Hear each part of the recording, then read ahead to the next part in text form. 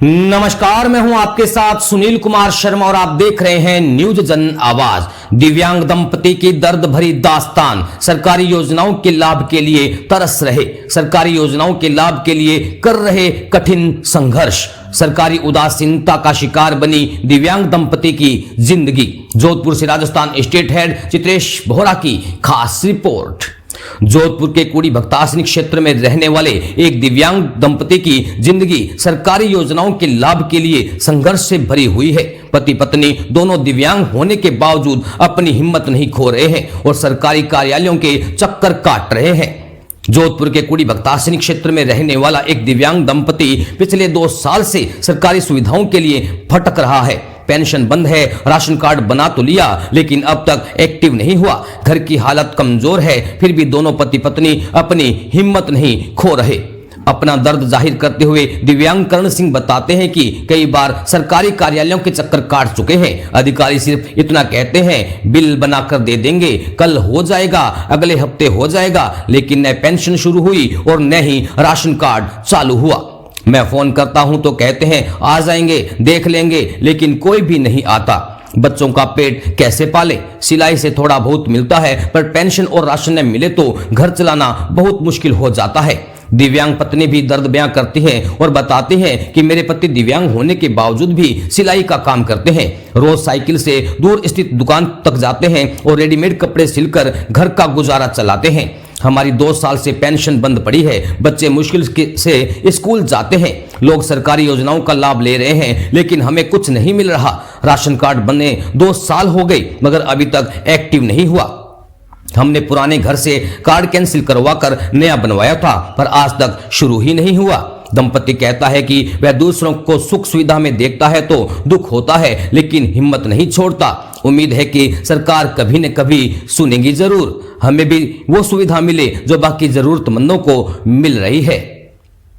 Rajasthan state head Chitresh Bohra की report के साथ देखते रहिए न्यूज जन आवाज। हाँ मैम बताइए। जी, मेरे पति सिलाई काम करते हैं और वो साइकिल से जाते हैं, साइकिल से आते हैं। मेरे 2 बच्चे हैं और मैं रेंट में रहती हूँ, किराए पे।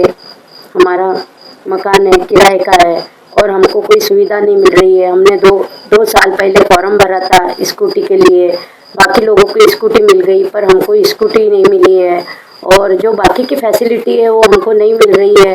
हम काफ़ी चक्कर काट चुके हैं, अब हम बार बार चक्कर काटेंगे या बच्चों पे ध्यान देंगे? हमारे पास कोई साधन भी नहीं है आने जाने के लिए, तो सरकार के पास जाए बात करें तो कैसे बात करें? इसलिए हम चाहते हैं कि जो भी हमको जो सुविधा मिलती है वो हमको सरकार दे और हमारी तरफ थोड़ा ध्यान दे, बस यही मेरी विनती है। मैं बीच में समाचार वाला ठीक है। मेरा नाम करण सिंह है, मैं जोधपुर कुड़ी हाउसिंग बोर्ड में रहता हूँ और सिलाई काम करता हूँ।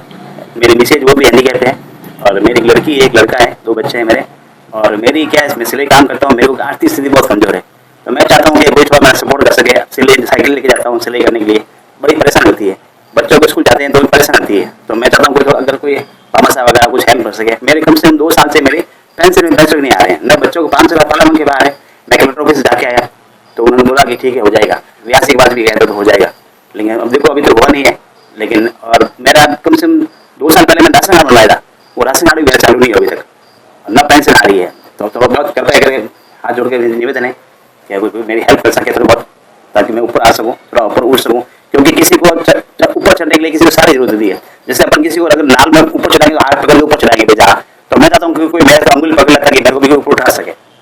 ये मेरी परेशानी है, कृपया करके हो सके तो। आप सरकार से क्या अपील करना चाहते हैं? सरकार से अपील करना चाहता हूँ कि सबको पेंशन आ रही है, सबको गाड़ी मिली है, मेरे को गाड़ी अभी तक क्यों नहीं मिली? मैं सीएम साहब से मिला भी था, बारवा डिक्लेरेशन जब आए थे 12 दिसंबर को, मैं उनसे मिला भी था। मैंने उनसे मतलब लिखित में पेपर दिया था कि भाई सबको गाड़ी मिली, स्कूटी मेरे को क्यों नहीं मिली?